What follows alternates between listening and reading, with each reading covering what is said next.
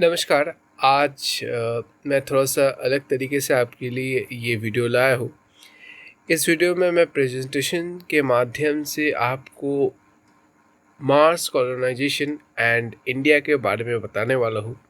मैंने सोचा कि इस टॉपिक को मैं जैसे नॉर्मल वीडियो बनाता हूँ उससे अच्छा होगा कि इसी तरीके से बनाऊँ और इससे शायद समझने में भी आपको आसानी होगी। अब चलिए जानते हैं इस टॉपिक के बारे में। परसिवरेंस, शायद आप लोगों ने इसका नाम सुना होगा। ये यूएसए का 5th रोवर है जो कि 18 फरवरी 2021 को लैंड किया है मार्स के सरफेस में। यूएसए ने टोटल 5 रोवर्स मार्स में डिप्लॉय किए हैं, जिनमें से ये एक है और सबसे लेटेस्ट है। इसको डेवलप किया है JPL या फिर जेट प्रपल्सन लैबोरेटरी ने। अब 5 रोवर्स के नाम क्या है? ये पहला नाम मैं उच्चारण नहीं कर पा रहा हूँ। दूसरा है अपॉर्चुनिटी, स्पिरिट, तीसरा curiosity, fourth and latest perseverance. Perseverance का जो डिज़ाइन है वो थोड़ा सा क्यूरियोसिटी टाइप का ही है, लेकिन ये इसके पहले जनरेशन से एडवांस है। Curiosity and Perseverance is still active and remaining 3 have completed their mission. यानी कि अभी मार्स के सरफेस में सिर्फ यही दोनों रोवर्स एक्टिव है। Objective of Perseverance, there are 4 science objectives of Perseverance: geology, astrobiology, sample catching, preparation for humans। यानी कि नासा ने क्लियर कर दिया है कि वो ह्यूमंस को मार्स पे भेजना चाहते हैं। NASA cleared they want to send humans on Mars. आप अगर इनके जो ऑब्जेक्टिव्स है इस बारे में और भी ज़्यादा जानना चाहते तो ज़रूर डिस्क्रिप्शन पे चेक कीजिए, वहाँ पे मैंने बहुत सारे रिसोर्सेज दिए हैं, उन रिसोर्सेज को पढ़ सकते हैं। एलोन मस्क, शायद आपने नाम सुना होगा, शायद नहीं सुना होगा। तो एलोन मस्क की एक कंपनी है स्पेसएक्स, और स्पेसएक्स स्पेस के मामले में रिवोल्यूशन ला रही है। अब स्पेसएक्स का एक गोल है कि वो फर्स्ट ह्यूमन को सेंड करे मार्स में 2024 में ही, जो कि बहुत ही बड़ा गोल है। अब दूसरे एक ऐसी कंपनी का नाम आपको मैं बता देता हूँ जो कि जेफ बेजोस ओन करते हैं, जो कि अमेज़ॉन के फाउंडर भी है, ब्लू ओरिजिन। ये दोनों कंपनीज को ही कोई गवर्नमेंट रन नहीं करते, दोनों ही प्राइवेट है। At the Axel Springer award 2020, Elon Musk said that he is highly confident that the first crewed flights to Mars will happen in 2026। 2026 के अंदर ही एलोन मस्क कॉन्फिडेंट है कि वो एक क्रूड मिशन, ये तो फर्स्ट ह्यूमन के बारे में पहले बात किया जा रहा था, 2024 में फर्स्ट ह्यूमन को भेजेंगे, लेकिन क्रूड, 1-2 ह्यूमंस को नहीं, बहुत सारे ह्यूमंस को ये भेजना चाहते हैं 2026 में ही। और इसके लिए कौन से रॉकेट को यूज़ किया जाएगा? SpaceX starship. ISRO and Mars, शायद आपने मिशन मंगल के बारे में सुना होगा, इसके ऊपर एक फिल्म भी आई थी, मॉम मार्स ऑर्बिटर मिशन। तो ये एक सक्सेसफुल मिशन रहा।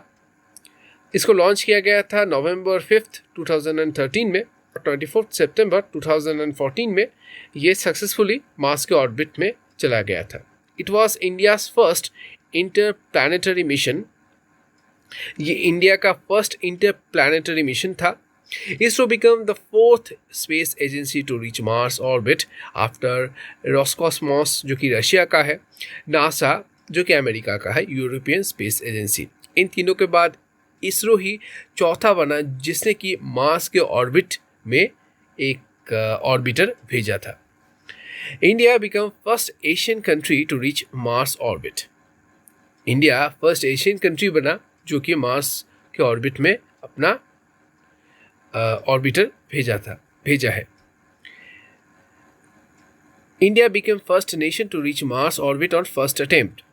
यानी कि इंडिया ही वो फर्स्ट नेशन बना जिसने कि मार्स के ऑर्बिट में उनका ऑर्बिटर फर्स्ट अटेम्प्ट में ही भेज दिया था। Form objectives. The primary objective of the mission is to develop the technologies required for designing, planning, management, and operations of an interplanetary mission. लेकिन यहाँ पे एक ट्विस्ट है। इंटरप्लानेटरी मिशन क्रूड भी हो सकता है, अनक्रूड भी हो सकता है। तो इस चीज़ से ये बिल्कुल भी क्लियर नहीं हो रहा है कि इसरो फ्यूचर में लोगों को मार्स में भेजना चाहते हैं, जो कि नासा ने और एलोन मस्क ने बिल्कुल साफ शब्दों में कह दिया है कि हाँ वो भेजना चाहते हैं। इसरो ने ये क्लियर नहीं किया है, लेकिन हाँ इसरो प्लान कर रहा है MOM-2 यानी कि मार्स ऑर्बिटर मिशन 2 को लॉन्च करने की 2025 में। In a recorded interview in October 2019, Vikram Sarabhai Space Center VSSC director indicated possibility of inclusion of a lander. 2019 के एक इंटरव्यू ने VSSC के डायरेक्टर ने कहा था कि शायद एक लैंडर को भी इंक्लूड किया जा सकता है। But in an interview to the Times of India on February 2021, ISRO chairman clarified that the mission will consist only an orbiter. यानी कि कोई भी लैंडर नहीं होगा मार्स के सरफेस में, इसरो कोई भी लैंडर नहीं भेजेगा, ये क्लियर कर दिया था किसने? चेयरमैन ने। हाँ, ऑर्बिटर को भेजना भी एक बहुत ही बड़ा फीट है अपने आप में। Will India become the second और थर्ड? ये प्रश्न उठ के आता है कि क्या इंडिया सेकेंड या फिर थर्ड बनेगा जो कि मार्स में ह्यूमंस को भेजेंगे, या फिर शायद उससे भी नीचे रैंक पे चला जा सकता है। देखिए, हमें फर्स्ट बनना है, हमें पायोनियर बनना है। एक फर्स्ट मूवर एडवांटेज होता है, उसको लेना है। लेकिन यहाँ पे क्योंकि चीज़ें उतनी ज़्यादा क्लियर नहीं है, शायद कुछ और डॉक्यूमेंट्स को देखने के बाद ये मेरे पास क्लियर हो जाता कि इसरो भेजना चाहती है या फिर नहीं। बट ये मैं एक कॉमन मैन के हिसाब से देखना चाहता हूँ।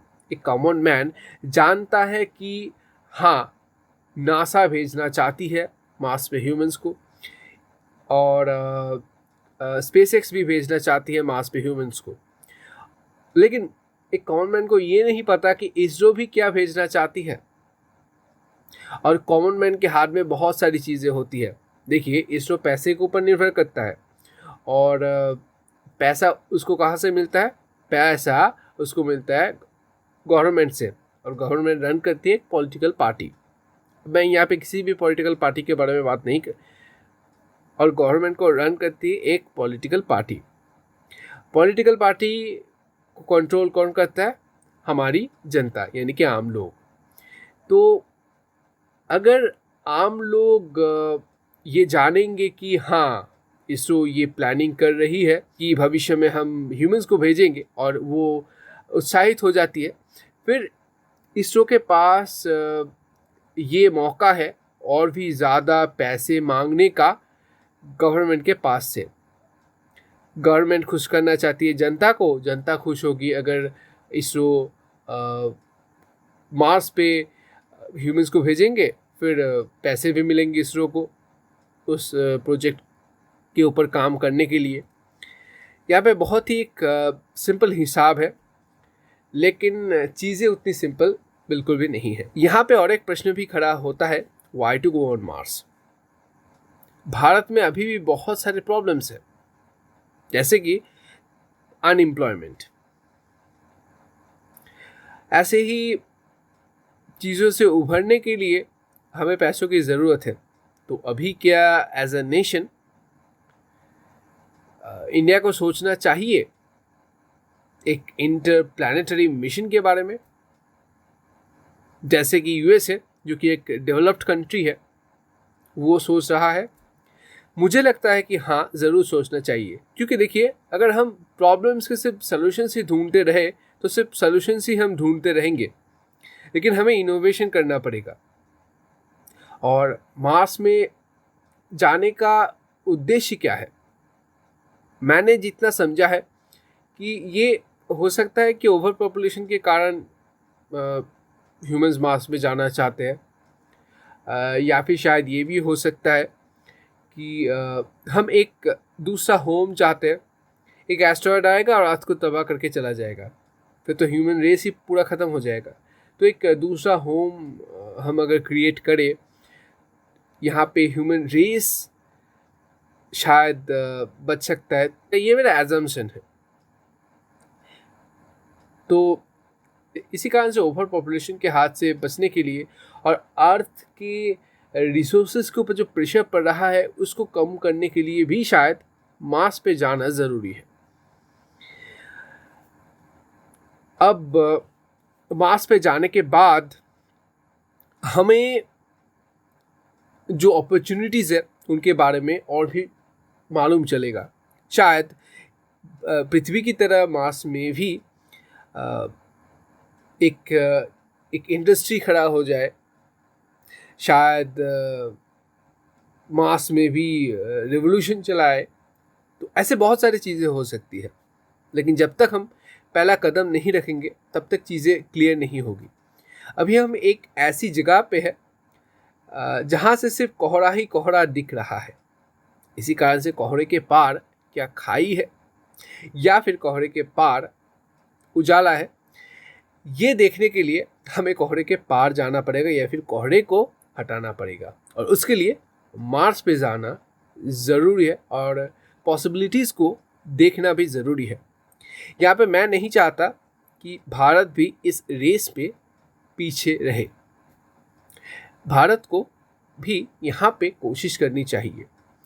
आपको क्या लगता है, ज़रूर मुझे कमेंट सेक्शन में बताना। और आज का ये एनालिसिस कैसा लगा ये भी बताना मत भूलना। आपका बहुत बहुत शुक्रिया इस वीडियो को अंत तक देखने के लिए।